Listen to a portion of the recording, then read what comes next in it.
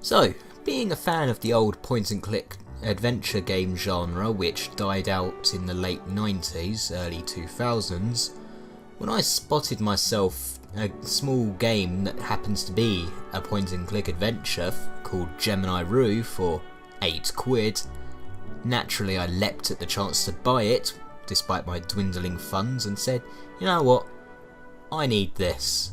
I need a reminder of what games were like back in the good old days, before it was all about the adrenaline pumping action, action, action. Yeah, thanks action, action, action. You took away a very good genre of gaming. But it does seem to be making a resurface in the public eye lately.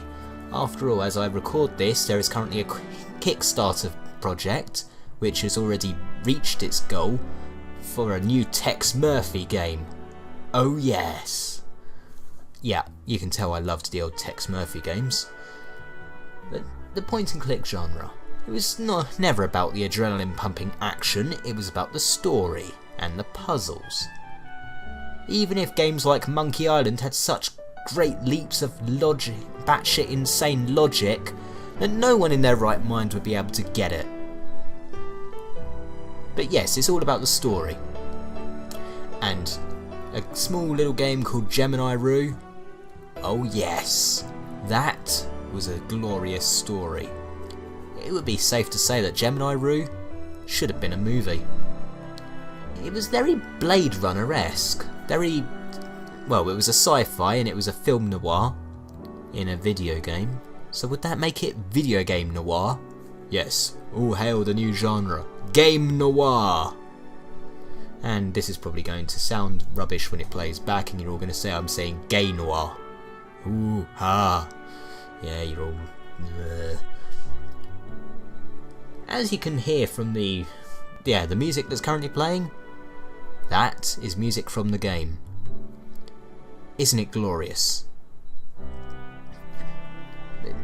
Yes, Gemini Rue, sci-fi, film noir, awesome. That's all I really need to say about the story, but I'll elaborate more. One plot twist I really didn't see coming.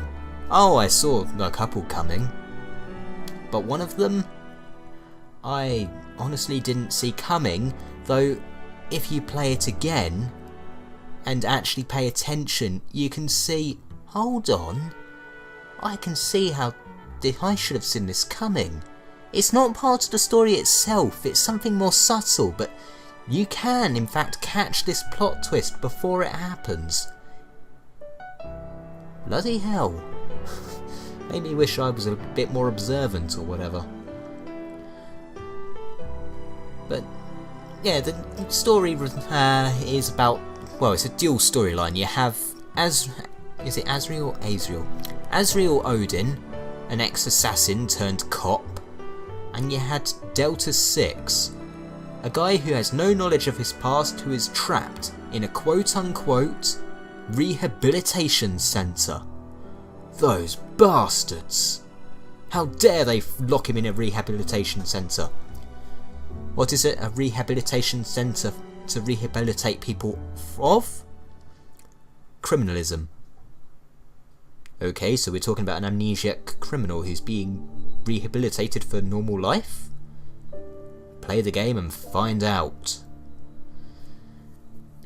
Well, an interesting point to note is the graphics.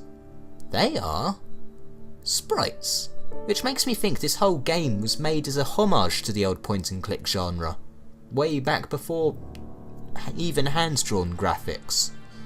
Yeah, it was all sprites, and those screenshots I'd seen beforehand didn't it show that really, because the screenshots were generally small enough you thought, oh, it's just hand-drawn or whatever, or made to look that way. Two gripes I have with the game is I felt it was fairly short, but then again it costs me £8 on the Steam store. Ooh, that's so much money. So yeah, for the price I really didn't care, and I like the point and click genre. I still play The Dig, I still play full throttle, when the mood strikes my fancy anyway. I mean, it's no different than watching a movie again. Although I'm sure some people wouldn't play it again anyway, because, you know, you're all anal bastards. I do not mean to insult all of you. It's just I've had enough of people who play games once and then say, "I'll never play it again." Yes.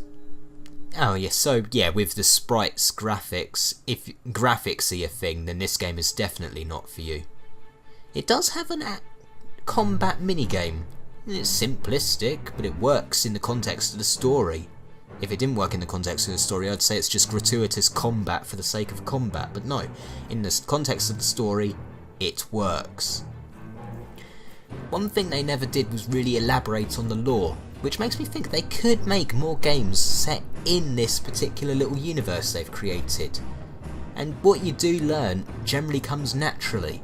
Oh, you've learned that there was a war for the independence of the Gemini system, the Gemini War, okay? We've learned that there is a drug called juice. We only know this because somebody says, oh, the homeless guy you're trying to talk to is suffering from withdrawal of said juice. What is juice? We don't know. We just know it's a drug. Oh, and it comes in a can, apparently. But for £8, if you're a fan of good stories and like point-and-click adventure games, then I really do recommend you buy this game. Show your support. Maybe help the resurgence of the point-and-clickers. This is Solin Outlander, logging off.